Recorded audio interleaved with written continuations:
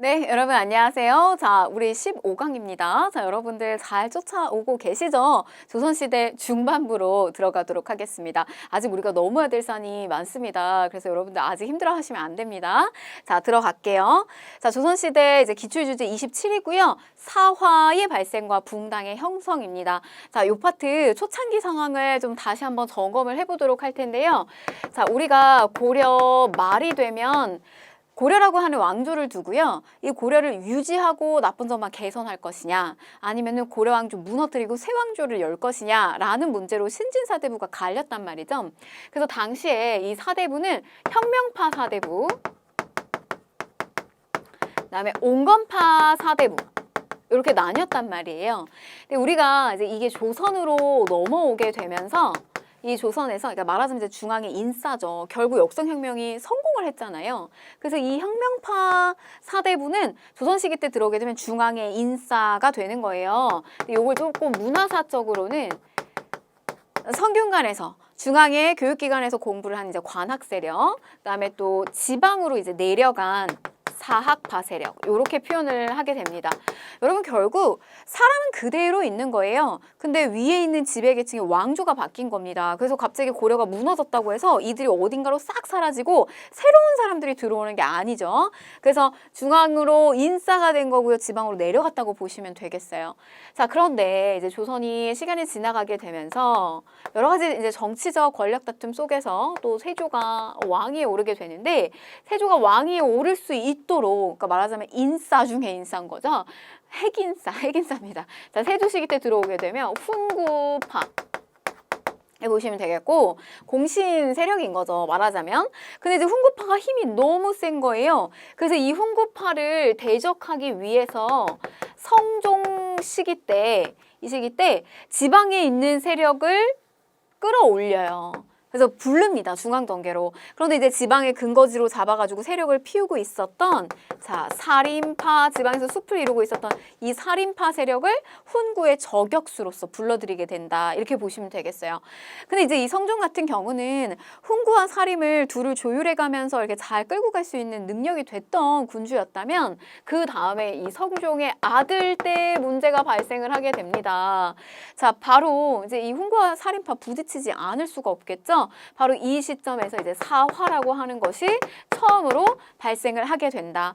살인이 화를 입는다, 뭐 이렇게 표현하기도 하고요. 사화는 연산군에 걸쳐서 이제 쭉 4번 정도가 발생을 하게 돼요. 그래서 숫자 4, 4번 걸친 화다라고 해서 이제 사화, 뭐 이렇게 표현을 하기도 합니다. 자, 그러면 이제 우리가 한번 이제 교재를 가지고 다시 한번 보도록 할게요.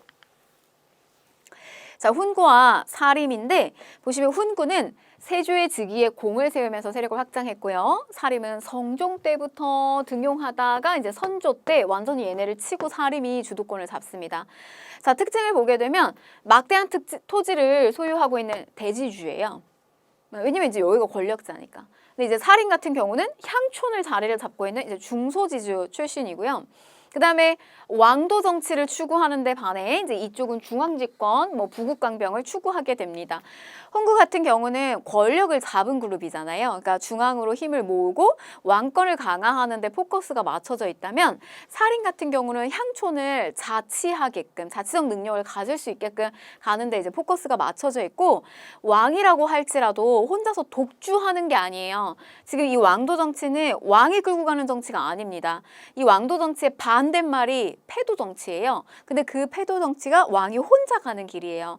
지금 이 왕도 정치라고 하는 것은 왕이 덕으로서 왕권과 신권을 조화롭게 끌고 가는 것을 우리가 왕도 정치라고 얘기를 합니다. 그래서 그런 것들을 추구하고 있어요.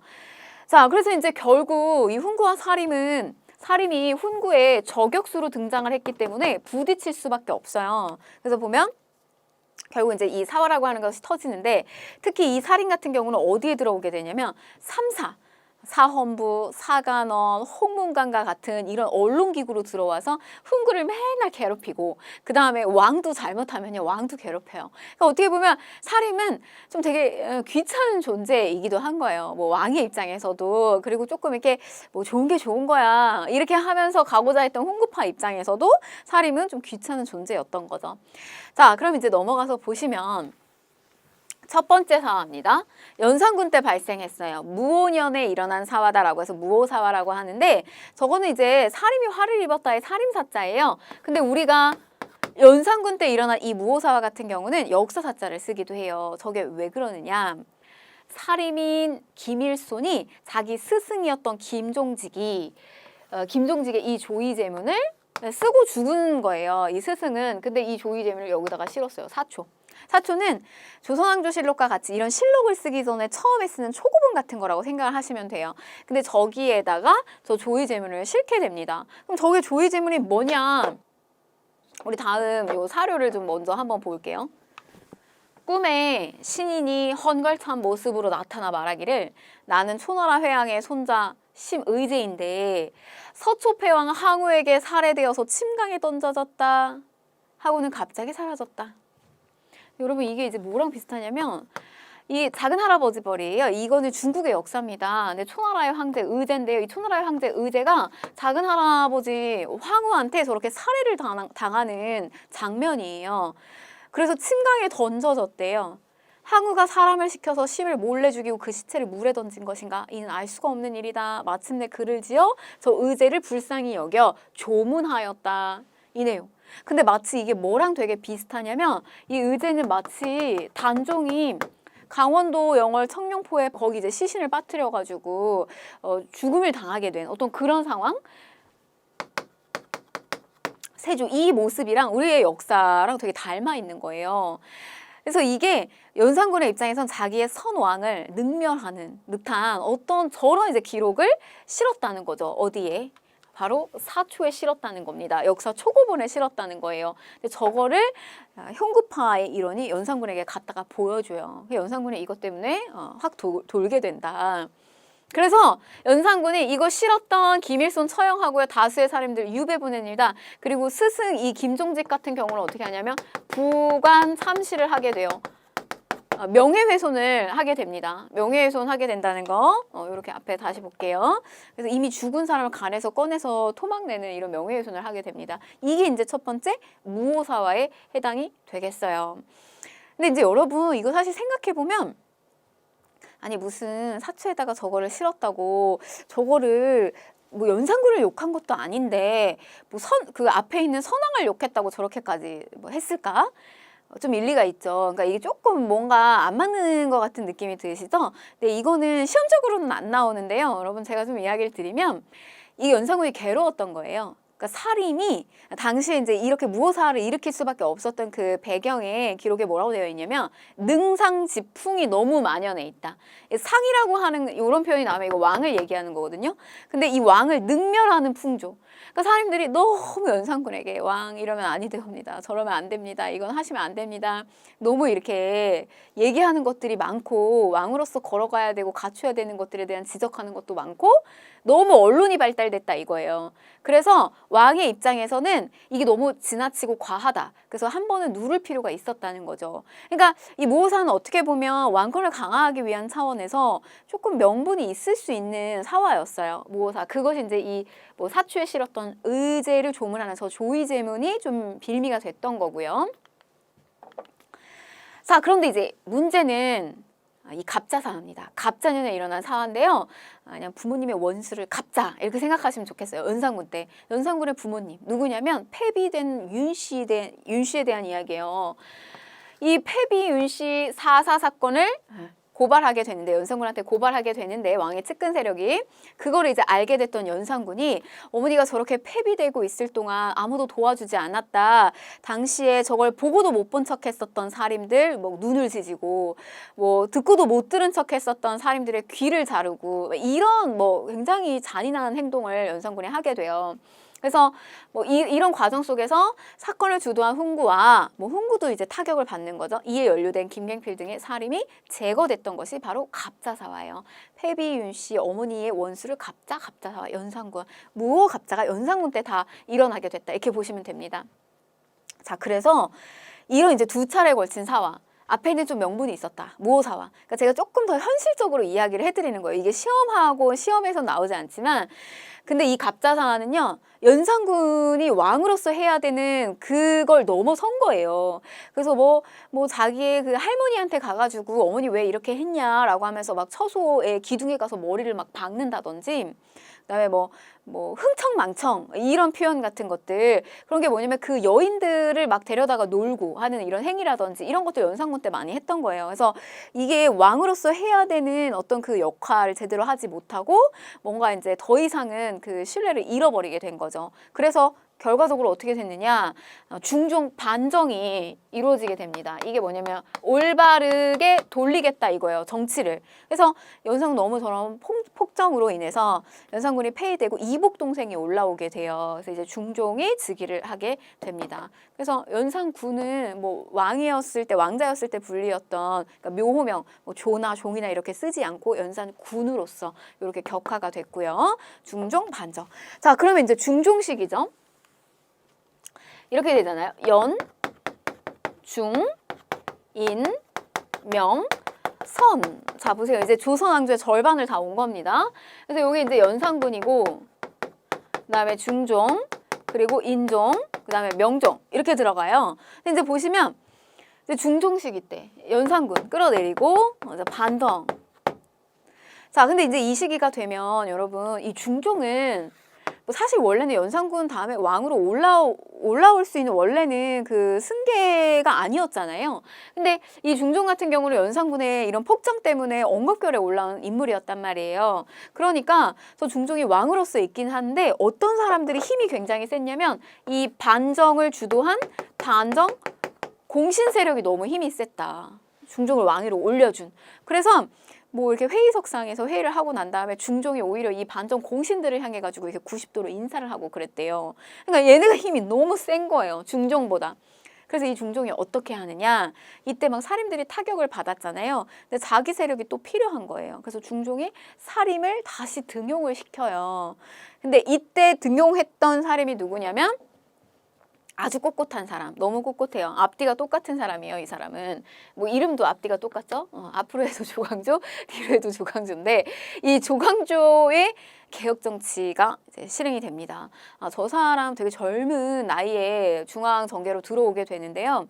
뭐 당시 이렇게 청요직에 있는 사람들 그리고 중요 요직에 있는 사람들이라도 조금 이렇게 부정한 곳에 발을 담거나 이랬던 사람들을 싹 다 갈아엎어요. 들어오자마자.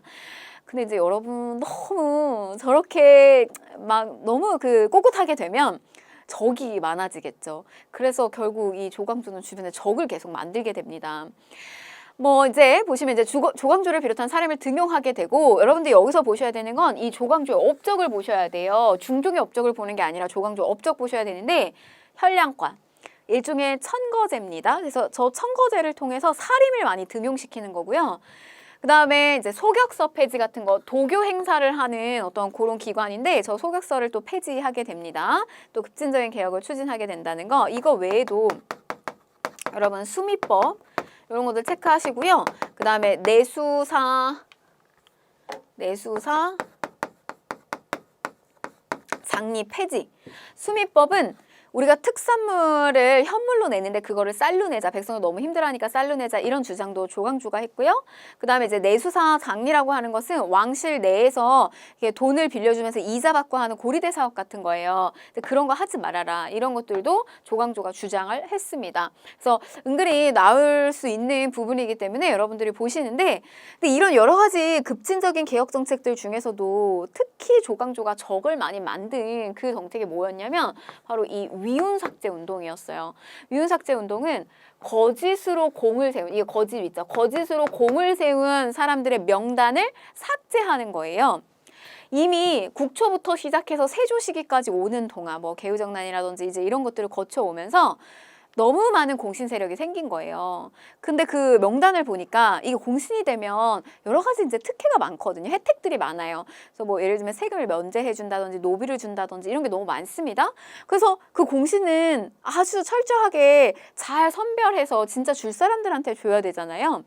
근데 보니까 거짓으로 올라온 사람이 너무 많은 거예요. 뭐 사돈의 팔촌까지 막 이런 식으로. 그래서 이걸 삭제하기 시작합니다. 근데 이거는 이제 직접적으로 훈구 세력들을 건드리고 경제적인 부분에 있어서 타격을 입히는 거잖아요. 가만히 있지 않죠. 이제 여기에서 더욱더 많은 적이 만들어지게 되고 조광조도 어려움에 공경에 빠지는 일이 이제 발생을 하게 됩니다. 기묘사화예요. 자, 중종 시기 때 기묘사화, 기묘한 사화다. 자, 당시에 나뭇잎 잎사귀에 야사입니다. 야사라서 이게 뭐 확실하다 이렇진 않지만 우리가 흔히 많이 이 기묘사화를 얘기할 때 언급이 되는데 나뭇잎 잎사귀예요.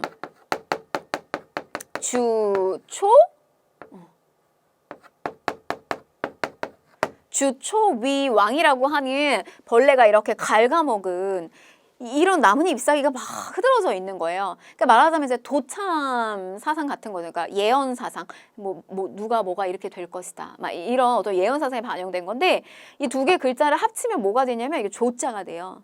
그럼 조씨가 뭐뭐가 되다, 뭐가 되다, 왕이 되다 이런 뜻입니다. 조씨가 왕이 되다. 이런 게 막 퍼지기 시작하는 거예요. 우리 옛날에 우리 이제 나중에 조선 시대가 막 무너질 때도요. 막 정감록이라고 하는 게 퍼지면서 뭐 정씨가 왕이 될 것이다 막 이런 게 퍼지거든요. 뭐 우리 뭐 똑같아요. 나라가 막 혼란스럽거나 어지러우면 뭐 누구 성씨가 왕이 될 것이다. 이거 지금 현대 사회에서도 나와요.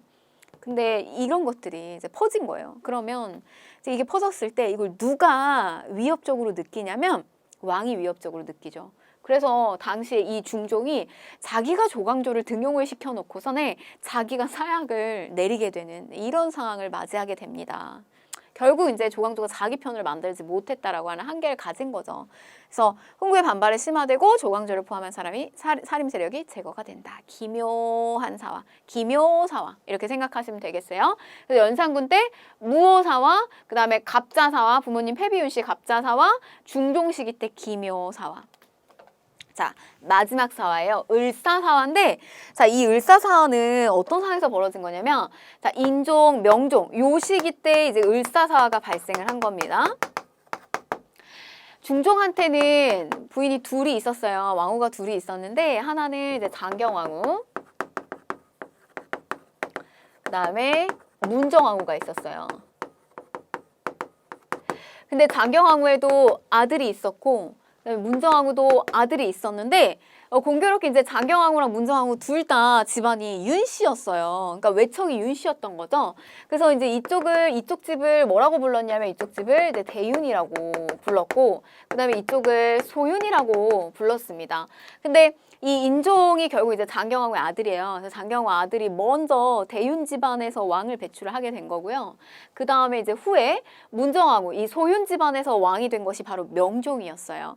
근데 이제 어떤 상황이었냐면 장경왕후가 아들을 낳고 일찍 사망을 하게 됩니다. 그러니까 이제 문정왕후가 남았는데 사실 문정왕후가 자기 아들을 먼저 왕으로 하고 싶겠죠. 그래서 이 아들이 있었는데 자기 아들을 챙기고 이제 이런 과정 속에서 이 대윤 일파에 뭐 이때는 이제 이 대윤에 외척들이 있었으니까 그 외척들에 의해서 문정왕후가 많이 탄압을 받기도 했던 거예요. 그래서 이제 인종이 근데 왕위에 올라오고 난 다음에 얼마 안 있다가 금방 이제 사망을 하게 되거든요. 그래서 이제 명종이 바로 왕위에 올라오게 되는데 이때 이제 이 문정왕후 말하자면 이제 여인천하의 시대가 온 겁니다. 저 문정왕후가 이 앞에서 당했던 거에 대한 복수를 막 하기 시작해요. 그래서 이제 이 소윤이 대윤을 치는 이런 사건이 발생을 하게 됩니다. 이제 요 무렵에 들어오게 되면. 근데 이제 그 과정 속에서 사림과 훈구가 타격을 받은 거예요. 같이 연루되면서. 이게 이제 마지막 사화입니다. 을사사화라고 보시면 되겠어요. 제가 얘는 뭐 얼싸좋네, 얼싸사화 이렇게 얘기합니다. 왜냐면 어차피 누가 돼도 뭐예요? 윤씨예요. 뭐 어차피 얘네가 돼도 윤씨 집안에서 나오는 거, 얘가 돼도 윤씨 집안, 얼싸좋네, 을사사화 이렇게 하시면 되겠어요. 자, 그러면 다시 무오년에 일어난 무오사화, 그다음에 패비윤씨 갑자사화, 기묘사화, 그다음 명종 때 대윤소윤의 싸움, 을사사화. 그래서 여러분들한테 뭐 장경왕후가 뭐 이쪽이니 뭐 이렇게까지 묻지 않고 그냥 윤씨끼리 대윤과 소윤의 싸움이다 이런 이야기가 나오면은 여기에 걸리시면 됩니다. 명종 시기. 그래서 여기는 이제 한번 읽어 보시면 되겠고요. 이게 이제 을사사화가 일어날 명종 시기 때 은근히 걸리는 것들이 있는데 이때 당시 여러분 도적인데 의적이라고 불렸던 저 임꺽정과 같은 저런 인물들이 나왔다는 거예요. 도적대들이. 근데 저 말은 무슨 말이냐면 너무 이렇게 저렇게 뭐 사화 때문에 중앙 정치는 저런 사화의 싸움을 하고 있느라고 백성들의 삶을 별로 돌보지 않았다는 이야기죠. 그러니 이제 이 도둑 보고 막 의적이라고 하는 이야기가 이제 나오는 것처럼 그래서 이제 도적대들이 나타났고 정미사화는 이거 우리가 한번 기출이 됐어요. 근래 최근에 기출이 됐는데 꼭 저걸 정미사화를 알아야지만 푸른 문제는 아닙니다. 근데 뭐 간단하게만 이제 설명을 드리면 마지막 사화예요. 근데 을사사화의 연장선상이라고 보시면 되겠어요. 나머지 그러니까 이 소윤 쪽에서 대윤을 더 완벽하게 제거하기 위한 마지막 사화라고 생각을 하시면 되겠습니다. 그래서 저 뭐 양재역 일대에 뭐 이제 문정왕후, 그러니까 여왕이 막 정권을 쥐고 흔들어서 이 나라의 뭐 정치가 어지럽네 이제 이런 것들이 이제 낙서가 쓰여져 있었던 거예요. 근데 여왕이라고 하는 이제 문정왕후 얘기하는 거죠. 그래서 저걸 이제 빌미 삼아서 윤원형 세력이 이현적 등 반대파를 또 대대적으로 숙청한 그러니까 연장선상입니다. 이렇게 보시면 되겠습니다. 이제 4개의 상황을 정확하게 아시면 되겠어요. 자, 그러면 이제 여러분 연중, 임명선 이렇게 들어오는데 그럼 이제 요 선조 시기로 들어가는데요. 이게 여러분 이제 훈구와 사림의 싸움 속에서 후반부로 가게 되면 사림만 화를 입는 게 아니라 훈구도 화를 입어요. 그래서 이 훈구와 사림의 다툼 속에서 훈구도 타격받고 사림도 타격을 받게 되는데 이 선조 시기 때 중앙정기에 누가 가득가득 차게 되냐면 이 사림들이 가득 차게 된다라는 거죠. 어떻게 그렇게 할 수 있었느냐? 사림은 이게 죽지 않는다. 약간 이런 표현을 붙여야 되겠 죽지 않는다. 죽여도 죽지 않는다. 이게 뭐냐면 타격은 받을 수 있어요. 그러니까 실패를 하고 내가 타격을 받을 수는 있지만 사림은 지방에서 준비를 하고 있었어요. 그 준비를 했던 기반이 됐던 게 뭐냐면 바로 요겁니다. 서원. 학교예요, 학교. 인재를 계속 사림을 양성할 수 있는 저런 교육기관을 갖추고 있었고 그 다음에 향약이라고 하는 지방의 뭐 자치 질서 같은 거예요. 질서 규율 같은 거. 저런 향약을 통해서 통제를 잘했던 거예요. 그래서 사림은 서원과 향약을 통해서 세력을 꾸준히 확대하고 있었다는 거예요. 우리가 여기서 느낄 수 있는 교훈은 뭐냐. 시험 보면요. 한번 보고 나서 떨어지는 학생들 있어요. 뭐 우리 여러분 하는 거는 사실 요번에 봤다가 떨어지면 다시 마음 잡고 다시 뭐 딱 마음 잡고 또 한 달 정도 준비하고 시험 보면 금방 할 수 있지만 특히 이제 장기적으로 준비해야 되는 거. 뭐 여러분들 취업 준비도 마찬가지, 기업을 준비하시는 분들도 마찬가지일 텐데 6개월에서 1년 정도를 준비를 막 했는데 내가 그건 떨어졌어요. 그러면 이제 다시 오시거든요. 그래서 이제 공부하려고 오시는데 뭐 다 이게 상황마다 달라요. 어떤 분들 같은 경우는 이제 자기가 이걸 똑같은 걸 또 해야 되는 거에 대해서 너무 이제 그 상실감과 막 자괴감. 그래서 하다가 결국에는 못하는 경우도 많이 있습니다. 한번 그렇게 좀 잘 안 되면요. 근데 이제 어떤 분들 같은 경우는 한 번 안 됐다고 해서 이게 크게 물론 처음에 좀 상심을 하시는데 나중엔 더 이렇게 집중해서 열심히 누구보다 더 열심히 입 꾹 닫고 이게 그래도 이제 막 들어온 초시생들하고는 또 느낌이 달라요. 그래서 막 탁 입을 닫고서는 이제 열심히 하세요. 그러면 훨씬 더 좋은 높은 점수로 자기가 원하는 지역에 이렇게 또 합격을 하시는 케이스가 있어요. 그러니까 실패는 할 수 있다. 근데 좌절하지 않고 준비하는 거, 그 고통스럽죠. 그 고통스러운 시간 동안 다시 그 다음을 기약하면서 이렇게 준비하는 게 너무너무 중요하다는 거예요. 그래서 이제 보시면 살인 같은 경우는 그런 어떤 기반을 만들어놨다. 지방에서 서원과 향약을 통해서. 그래서 선조 시기 때 중앙정계에 전부 사림이 그득그득 가득 차 있었던 거예요. 그래서 이 시기부터가 되면 이제 여러분 훈구에 대한 이야기는 나오면 안 됩니다. 그래서 사림들끼리의 분파되는 내용만 보면서 가시는 거예요. 자, 그러면 볼게요. 이제 선조예요. 선조 시기 때 사림들이 나뉘어지기 시작을 하는데 자, 사림 어떻게 나뉘느냐? 동인과 서인으로 나뉘어지게 됩니다. 자, 이 동인과 서인으로 나뉘어지게 되는 계기는 사건이 여기 있어요. 2가지가 있습니다. 자, 이조 전랑직의 문제와 그 다음에 또 하나는 척신정치 청산의 문제. 척신정치 청산의 문제예요. 이조 전랑은 2조에 있는 직책이에요. 2조, 우리가 2조, 호조, 예조. 그 2조 안에 있는 직책인데 저 2조 전랑직이 품계가 높지는 않지만 근데 가지고 있는 권한이 좀 컸어요. 뭐냐면 우리가 이제 직장에서 가장 그 큰 권한을 가지고 있는 사람은 누구다? 인사권을 가지고 있는 사람. 인사권을 가지고 있는 직책이었어요. 그래서 자기 자리를 또 줄 수도 있고 자기 자리를 후임자를 추천할 수도 있고 그다음에 이제 3사 그 요직에 청유직에 해당하는 거에 대한 추천권도 가지고 있었단 말이에요. 그래서 이 이조전랑직이 굉장히 중요한 자리인데 이때 당시 이 자리에 누가 추천을 받냐면 김효원이라고 하는 인물이 추천을 받아요.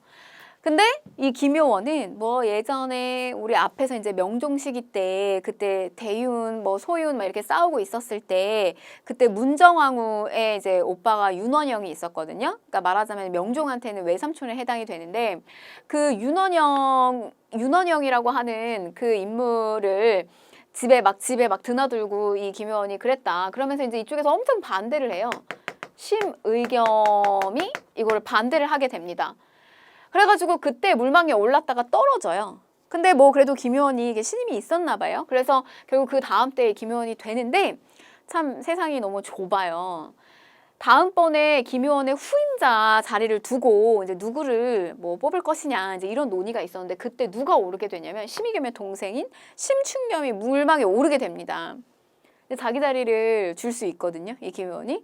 근데 하겠어요? 자기 올라올 때 이렇게 반대했었는데. 그래가지고 이제 이 문제를 가지고 김효원은 이제 이조전랑직에 있었으니까 저 인사권을 가지고 있는 사람이라 주변에 사람이 많이 몰렸어요. 근데 공교롭게 이제 한양을 기준으로 해서 집이 동쪽에 있어가지고 이제 동인 이 일파를 심의겸 같은 경우는 한양을 기준으로 해서 서쪽에 있었습니다. 집이. 그래서 서인. 나뉘어진 거예요. 너무 기억이 안 난다 그러면 얘는 시우 이렇게 가세요. 서인, 심의겸, 동인, 김효원. 자, 이조전랑직 가지고 이렇게 싸웠다. 자, 그 다음에 또 하나는 척신정치 청산의 문제인데 이거 외척이에요, 외척. 외척들이 가담한 이 정치. 그게 앞에 뭐 장경왕후, 문정왕후, 윤원영 이런 일파 싸운 거거든요. 근데 이 동인 같은 경우는 척신정치를 청산을 완벽하게 하자 이렇게 가는 거예요. 완전히 청산하자 이쪽은. 안 받아들여. 근데 서인 쪽에서는 어떤 입장이었냐면 서인은 나는 뭐 우리라고 그렇게 개혁적 성향 가지면서 그렇게 안 해본 줄 알아? 근데 이 사람은 뭐 이런 이유 때문에 쳐내고 저 사람은 저런 이유 때문에 쳐내고 척신이라고 해서 안 받아주고 이러면 정치할 사람 없어. 이쪽은 청산이 아니라 같이 포용해서 어느 정도 포용해서 끌고 가는 입장으로 가자라고 하는 거예요. 완전하게 청산하자. 이쪽은 일부 포함해서 가자. 그 입장이 좀 다르죠.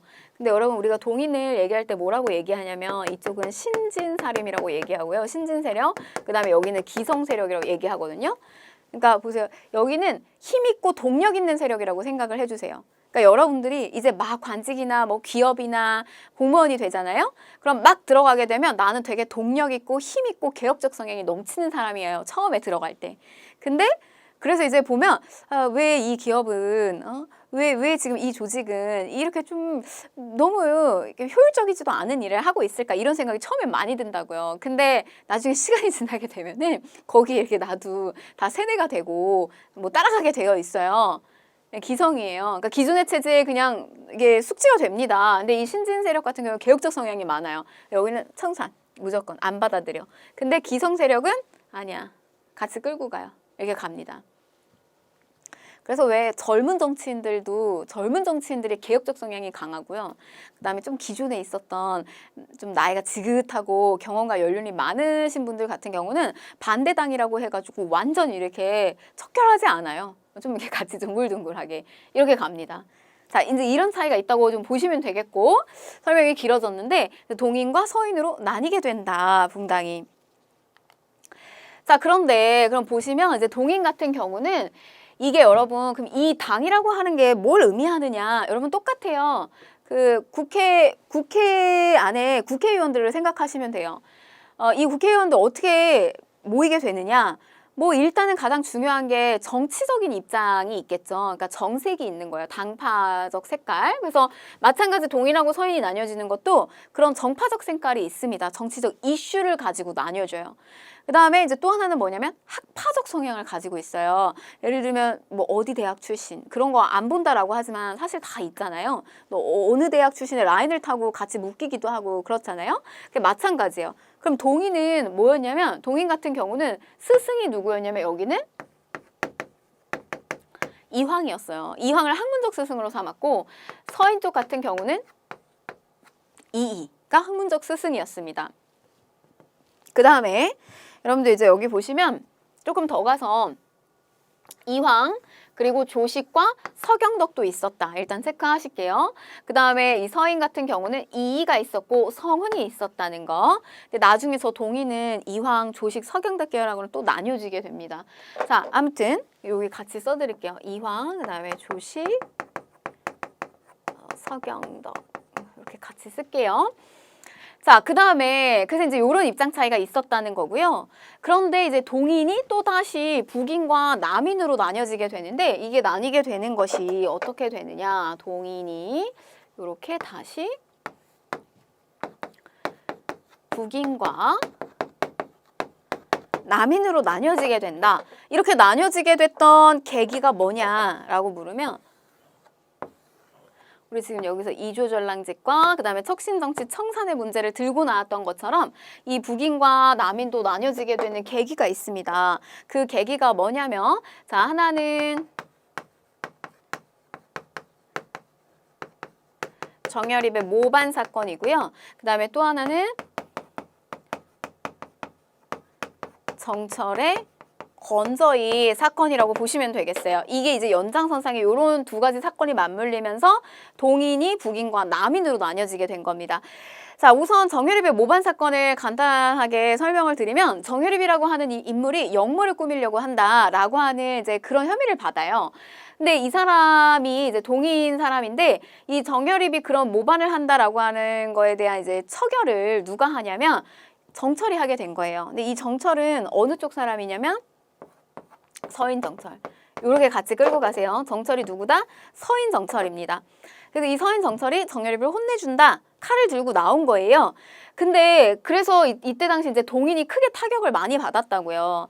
타격을 받았는데 이게 사람 일이 그 다음에 칼잡이 역할을 했었던 정철도 그 다음에 어떻게 될지 모른다고 그 다음번에 어떤 일이 발생했냐면 정철의 건저 이 뜻을 올린다는 뜻이에요. 무슨 뜻이냐? 당시 선조, 이게 지금 선조식이거든요.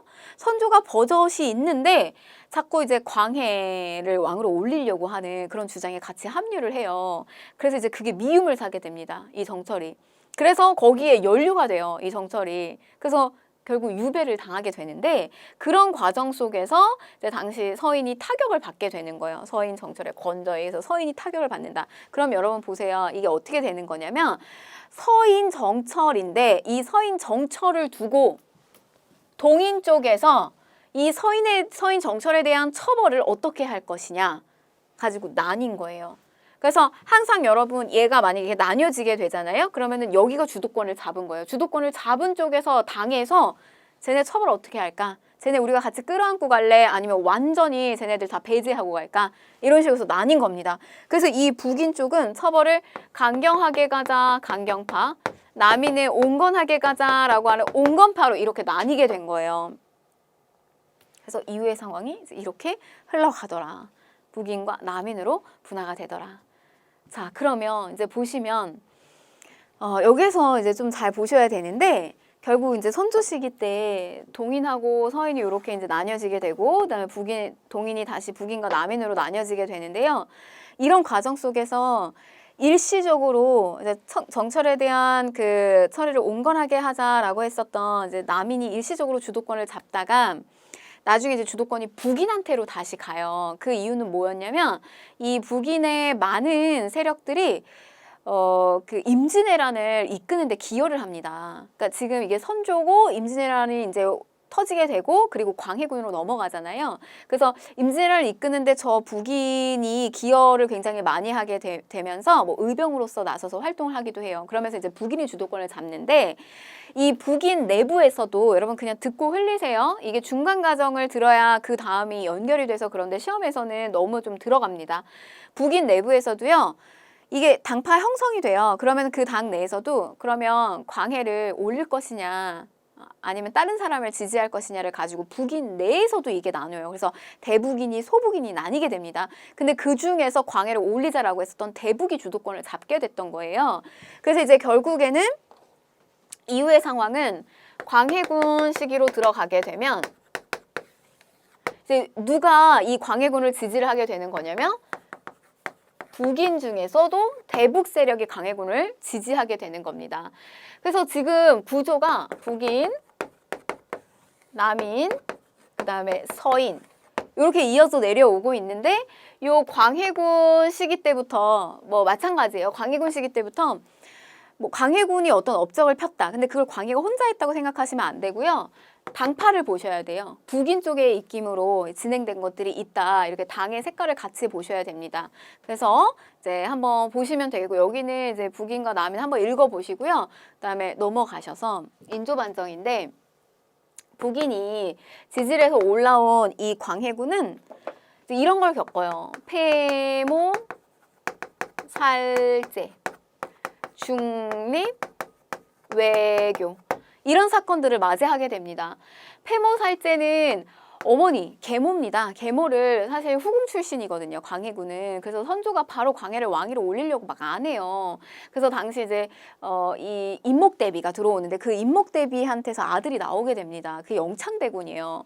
그래서 이 영창대군을 왕위로 올리려고 하는 그런 정치적 상황에서 광해군과 이 북인 중에서도 아주 이제 대북 세력, 성향이 센 이 대북 세력이 이 임목대비를 이제 유폐시키고 영창대군을 살해하는 일을 꾸리게 돼요. 그래서 이제 이런 도덕적인 어떤 스크래치를 겪게 되고 광해는 그 다음에 중립외교. 중립외교는 명나라가 임진왜란 때 우리 도와줬는데 그 은혜 저버리고 이제 새롭게 다시 부상하는 나라가 이제 금나라가 부상을 하게 되거든요. 후금의 나라가 부상하게 되는데 이제 그런 나라와 오랑캐와 화친했다라고 하는 그런 명분 때문에 이 폐모살제, 중립외교라고 하는 이런 두 가지 사건으로 인해서 결국 광해군은 왕의 자리에서 내려오게 됩니다. 그러면 그때 이 북인도 같이 끊어지는 거예요. 같이 끊어지게 됐어요. 그래서 이후의 상황은 이제 남인과 서인인데 광해 다음에 인조잖아요. 광인 이렇게 들어가는데 이 인조 시기가 되면 얘를 끌어내리게 되고 이 서인이 반정을 하게 돼요. 반정. 그래서 정치를 올바로 돌리겠다. 광해군 끌어내리고 정치를 올바로 돌리겠다. 그리고 인조를 왕위로 올리게 됩니다. 그리고 여기에 남인이 같이 이렇게 합류하는 구조로 끌고 간다고 보시면 되겠어요. 그럼 여러분 보세요. 여러분들이 이제 보셔야 되는 건 뭐냐면 이게 당파가 막 나뉘어진다고 해서 어려워하실 필요가 없어요. 왜냐면 지금 선조 시기 때 사림이 동인과 서인으로 나뉘어진 거, 그 다음에 북인과 남인으로 나뉘어져서 이런 두 가지 사건 때문에 나뉘어졌다는 거, 이거 하나만 잡으시면 되겠고, 그 다음에 광해군 시기로 들어가게 되면 북인 이야기밖에 안 나올 거예요. 북인이 지지했던 이런 상황들. 근데 문제점이 있어서 광해군은 끌어내려지게 되는데 인조를 왕위에 올린 것이 누구냐면 서인이 지지해서 인조를 왕위로 올리게 된다. 근데 여기에 같이 남인이 합류합니다. 그러면 그 이후에 나오는 광인, 효종, 그리고 현종 시기로 넘어가게 되면 이 시점에서 나오는 당파는 남인하고 서인 둘밖에 없는 거예요. 여기서 북인 나오면 안 됩니다. 그래서 이후의 상황은 남인과 서인이 각축을 다투는 이런 모습이라고 보시면 되겠어요. 이게 끝입니다. 이게 끝이에요. 그래서 뒤에 우리가 이제 다음 시간에 이제 정치사 부분 나오면 이 부분과 관련된 내용을 하면요. 분당 뭐 학교 다닐 때 아마 안 들었을 거예요. 한국사 관심 없으시면 나오면 이 파트는 너무 싫어하는 파트다 안 들었을 텐데 이게 끝입니다. 이 정도 하시면은 충분히 문제 푸실 수 있어요. 자. 그러면 이렇게 한번 읽어보시고 이제 문제를 한번 풀어보도록 할게요. 자, 가와 나 사이의 시기에 있었던 사실로 옳은 것을 골라라라고 했습니다. 유자광이 하루는 소매 속에서 책자 한 권을 내놓으니 바로 김종직의 문집이었다. 그 문집 가운데 조의제문 이런 거 하나만 체크하면 여러분들 문제 푸실 수 있습니다.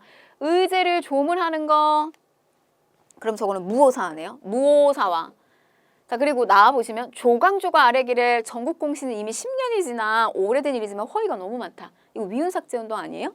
그러면은 중종 시기 때 발생했었던 기묘사화 와, 그 다음에 이제 앞에 일어났었던, 그러니까 위훈삭제 운동과 관련된 내용이죠. 그리고 이제 앞에 있었던 무오사와 그 사이에 있는 거 고르면 되겠네요. 자, 그러면 이제 여기서 골라봅시다. 무오 기묘인데 정답은 뭘까요? 자, 양재역 벽서 사건. 양재역에다가 낙서했어요. 막 여왕이 막 정치를 막 다 쥐고 있어가지고 정상 어지럽고 이거는 문정왕후 얘기하는 거라고요. 대윤소윤. 그러니까 아니죠. 2번. 살인이 동인과 서인으로 나뉘었다라고 했어요. 살인파가 동인과 서인으로 나뉘은 거. 이거는 지금 이 시기로 선조 시기로 넘어가야 되니까 얘는 틀린 거. 자, 3번. 중종반정으로 연산군이 폐위되었다라고 했습니다. 이게 정답은 3번이죠. 그래서 연산군의 무오, 갑자, 그다음에 중종 때 기묘사화로 들어가잖아요. 그러니까 그때 이제 연산군이 폐위된 내용이 들어가겠죠. 자, 4번. 성산문 등이 상황의 보기를 꾀하다가 처형되었다라고 했는데 요거는 이제 단종 보기 운동입니다. 그래서 여기서 맞지 않고요. 세조 요 시기로 들어가야 되겠고.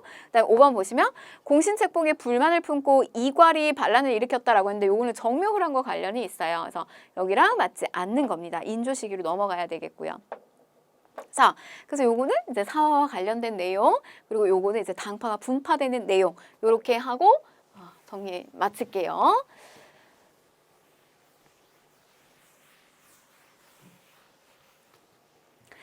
자, 우리가 이제 정치사 바로 이어서 쭉 안 가고요. 기출주제 28에서 조선 전기 이 문화를 먼저 조금 짚고 가겠습니다. 근데 여러분 이 파트는요. 앞에서 왕의 업적과 관련된 내용에서 통합사 문제로 출제가 될 거예요. 그러니까 예를 들면 세종과 관련된 정치사 내용을 주면서 거기 안에 농사직설이 껴서 들어가고요. 훈민정음이 껴서 들어가요. 그러니까 이미 앞에서 다 했습니다. 자, 볼게요. 자, 역사서. 조선왕조실록이 있어요. 태조에서 철종까지의 역사를 편년체로다가 서술을 합니다. 연도별로 쭉 나열한 건데 뭐 고순, 고종하고 순종은 일제강점기로 들어가서 이거는 싫지를 않아요. 이 조선왕조실록에. 그래서 편년체 이렇게까지 반영이 되어 있고 그다음에 춘추관. 이게 이제 유네스코 기록문화유산에 등재되어 있는 범위를 얘기하고요. 그 다음에 이제 춘추관의 실록청에서 사초, 그러니까 초고본이죠. 맨 처음 쓰는 이 초고본, 우리 이 사초 조의 제문 때문에 문제가 됐던 것이 무오년에 일어났던 무오사화. 제가 무고한, 죄도 없는데 무고한 사화다. 김종직은 스승은 이미 쓰고 죽은 사람인데 뭐 사실 영문도 모른 채 부관참시 당한 거잖아요. 그러니까 무고한 사화, 무고사화 이렇게도 기억하시고 사초. 그다음에 이제 시정기 여러 가지 이제 관청에서 썼던 여러 가지 기록물 같은 것들 같이 합치는 겁니다. 승정원이 뭐 하는 곳이죠? 왕의 명령을 받고 내보내는 비서잖아요. 저 승정원 일기까지 합쳐가지고 이제 역사서를 쓰는 거죠.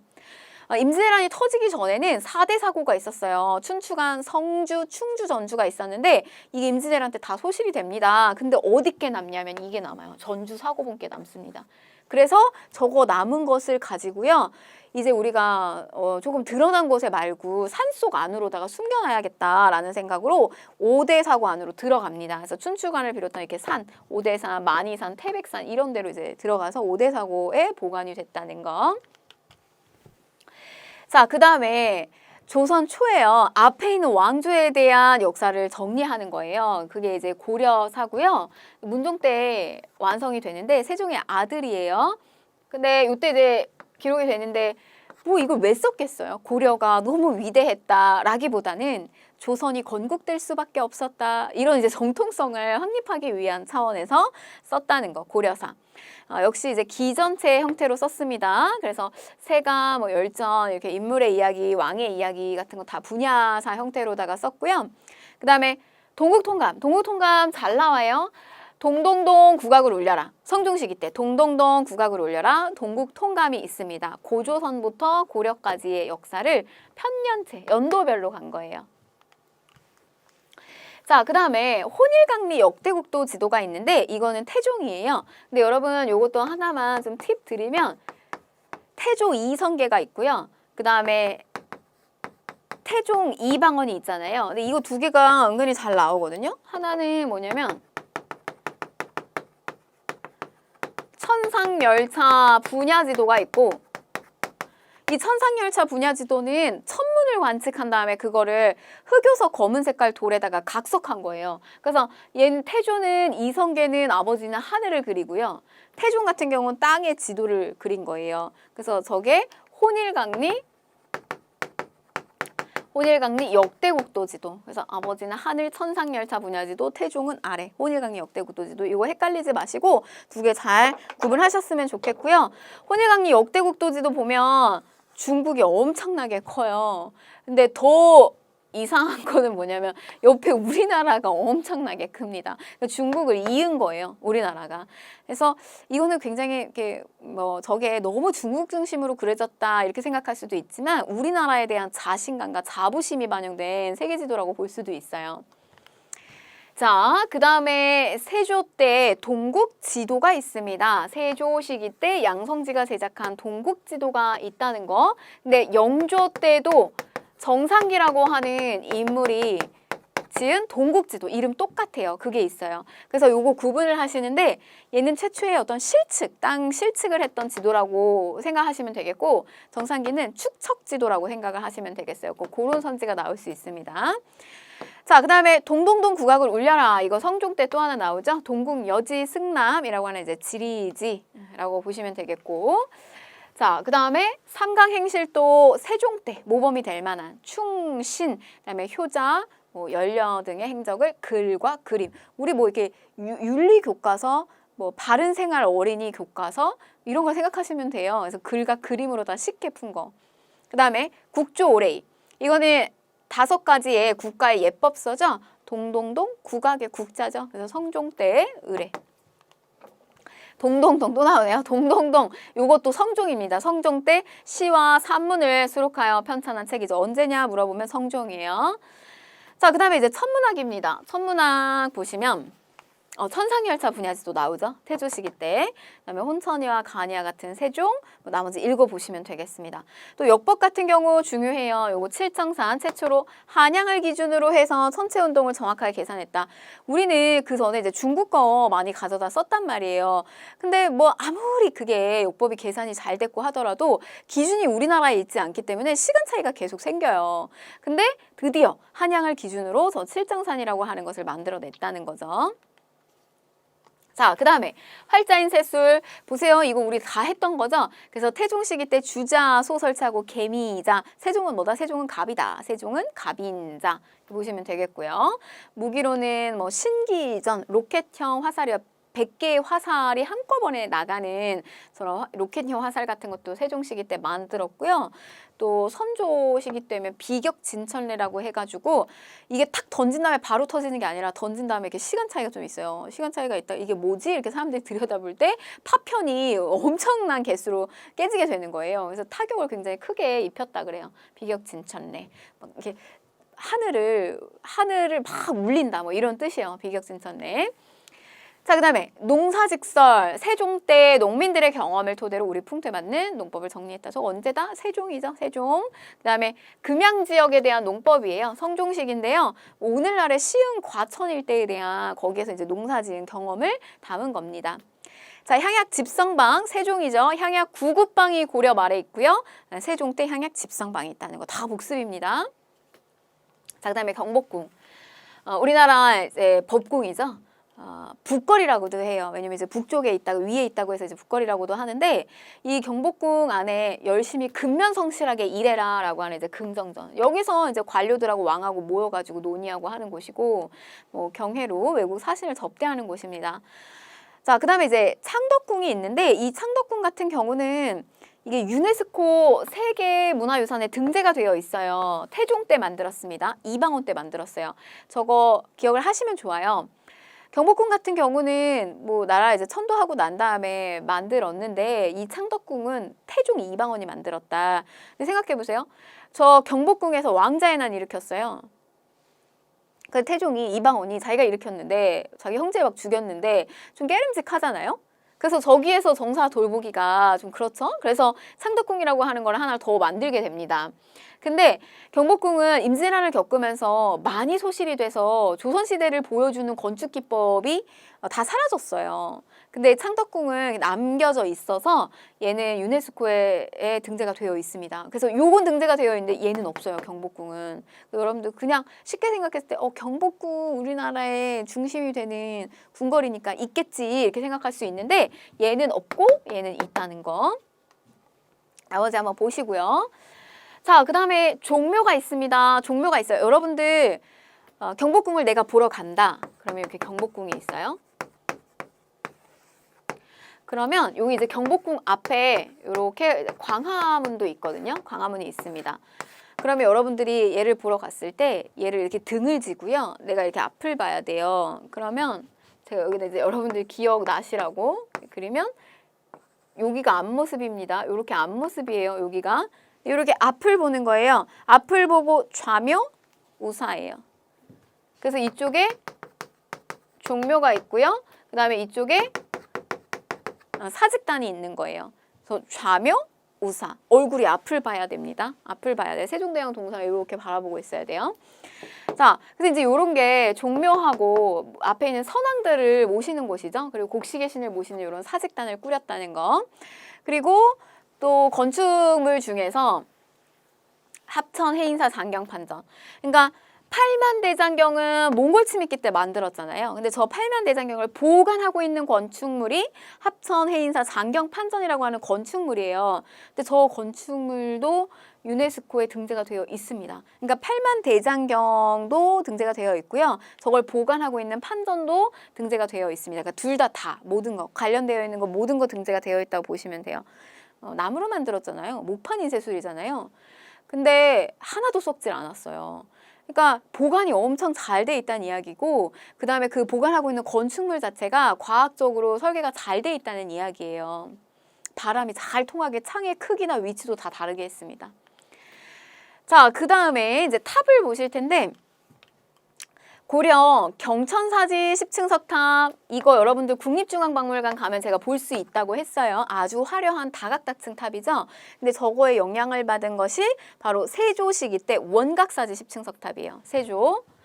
여러분 우리가 조선은 기본적으로 억불이에요. 불교를 누르는데 근데 이 불교를 통해서 마음의 위로를 얻고 했었던 좀 불교를 키우려고 했었던 그런 왕을 떠올려라 라고 하면 세조를 좀 떠올리시면 좋겠어요. 그래서 이 세조랑 원각사지 10층 석탑을 연결을 좀 하셨으면 좋겠습니다. 자, 그 다음에 이제 그림으로는 목류도원도 우리가 왜 목류병 이게 뭐예요? 목류 꿈속에서 복숭아밭에서 논이는 그림이에요. 저게 이제 누구의 꿈이냐면 세종의 아들이었던 그리고 수양의 동생이었던 문중의 동생이었던 안평대군의 그림입니다. 복숭아밭에서 논이는 게 너무 생생해서 당시에 화원한테 안견에게 저걸 부탁을 했는데 저 안견이 그 꿈을 그대로 사흘 만에 완성을 시켰다고 해요. 근데 저 그림이 너무 요게 이제 목류도원도인데 저 그림이 너무 이제 아름다워서 저거를 이렇게 칭송하는 글을 갖다가 써요. 그래서 당시에 내노라 하는 지식인들이 다 저기다 글을 쓰는데 저게 한 20m가 넘었다 그래요. 그래서 여기 이제 그 지식인들의 글솜씨까지 붙어가지고 같이 이거를 확인을 할 수가 있어요. 근데 이제 재밌는 거는 뭐냐면 뭐 이제 안평대군도 결국 수양대군의 손에 죽게 되거든요. 근데 당시에 저 목류도원도에다가 이렇게 찬문 글을 썼던 사람들이 다 죽음을 당했다는 거예요. 저 때 당시. 그래서 이게 마치 블랙리스트처럼 저기 안에다 글을 쓴 사람들이. 그래서 그 단종의 복위 운동을 했었던 뭐 박팽년, 성삼문 이런 사람들이 다 이제 죽음을 당했어요. 여기 찬문 쓴 사람들. 자, 아무튼 그다음에 고사관수도 이거는 이렇게 학식이 높은 선비가 관수 내려다보는 거예요. 그래서 여기 보면 이렇게 사색하고 있는 거거든요. 그래서 바위 아래에서 이렇게 물을 내려다보고 있는 고사관수도 조선 전기 그림이라는 거 좀 기억하시면 좋겠고 또 송하 보월도 뭐 이렇게 달 아래에 소나무가 바위 안에 이렇게 꺾여져서 이렇게 나오는 그림이고요. 그다음에 이제 초충도는 심사인당. 여성 예술인이라고 생각을 하시면 되겠어요. 조선 전기에. 그래서 풀과 벌레와 같은 그림들도 굉장히 잘 그렸습니다. 자, 그 다음에 이제 공예품으로는요, 분청사기와 백자가 있어요. 근데 분청사기는 우리 이런 거죠. 그러니까, 우리가 이렇게 청자가 있죠. 청자가 있고, 비취색을 띠는 고려청자가 있고, 요게 이제 시간이 지나게 되면서 이 고려청자가 안에다가 음각을 하는, 여기다 백토를 입혀서 유약을 바르는, 이게 상간기법이죠. 그러다가 이게 고려 후반이 되면요, 고려 후반이 되면 어떻게 되냐면 이게 여러분 이렇게 분이 묻혀지는 거예요. 이걸 뭐라고 하냐면 하얀색도 아니고 그렇다고 뭐 청자도 아니고 분을 묻힌 분청사기. 분청사기입니다. 그래서 고려 말에서 조선 초까지가 분청사기예요. 실물 그림은 요겁니다. 그래서 하얀 뭐 백자도 아니고요. 그렇다고 청색도 아니죠. 그래서 약간 어떻게 보면은 좀 소박해 보이면서도 그림 같은 경우도 뭐 물고기 그림이라든지 이런 것들이 그려집니다. 분청사기. 그 다음에 이게 이제 16세기가 되면은 완전 이제 조선 사리맨 시대로 들어가거든요. 깨끗하고 담백한 하얀 색깔 백자가 나와요. 그래서 이렇게 변화가 있다는 거. 자, 그 다음에 음악, 뭐 설명 안 해도 되겠죠. 성종 때 동동동 국악, 악입니다. 악학개범인데요. 음악 백과사전이 같은 거예요. 그래서 이 안에는 다양한 내용이 들어가 있어요. 뭐 이 음악을 틀었을 때 그때 사람들이 입는 의상이라든지 악기의 종류라든지 뭐 이런 것들까지 다 담겨져 있습니다. 자, 그럼 이제 문제를 한번 좀 풀어보도록 할게요. 가에 들어갈 내용으로 옳은 것을 골라라 라고 했는데 조선의 과학기술 발전을 이끈 3인의 과학기술인 뭐 금속활자인 경자자와 갑인자, 갑 이 세 종이잖아요. 그 다음에 장영실, 노비 출신인데 장영실 등용시켜서 뭐 자경루, 앙부일구, 혼천 이렇게 천문을 관측하는 혼천이와 같은 것들 이런 걸 제작에 참여를 시키게 됩니다. 그러면 세종과 관련된 거 찾으면 된다는 이야기예요. 꼭 여러분들이 이순지를 모르셔도 자, 그럼 1번 보시면 기기도서를 참고하여 거중기를 설계하였다라고 했는데 이건 이제 조선 후기 때 정약용입니다. 정약용. 자, 2번 최초로 백리척 축적법을 사용하여 지도를 만들었다. 제가 방금 앞에서 얘기했는데 이게 바로 이제 영조 시기 때 정상기의 동국지도입니다. 이것도 아니죠. 자, 그다음에 3번 보시면 홍역에 관한 국내의 자료를 종합하여 의서를 편찬하였다라고 했는데 마과해통이고요. 이것도 정약용입니다. 정약용. 또 배울 겁니다. 자, 4번이죠. 정답은. 그래서 한양 기준으로 한 7정산 역법서를 냈다는 거. 또 5번 보시면 체질에 따라서 처방을 달리해야 한다는 사상의학. 이거는 이재마입니다. 조선 후기에 나올 거고요. 그래서 문제는 이렇게 정답 4번으로 보시면 되겠습니다. 자, 우리 이제 다음 강의의 주제는요. 계속해서 이어서 이제 조선시대 파트 들어가도록 하겠습니다. 네, 오늘도 고생 많이 하셨고요. 복습 잘하고 들어오시기 바랄게요.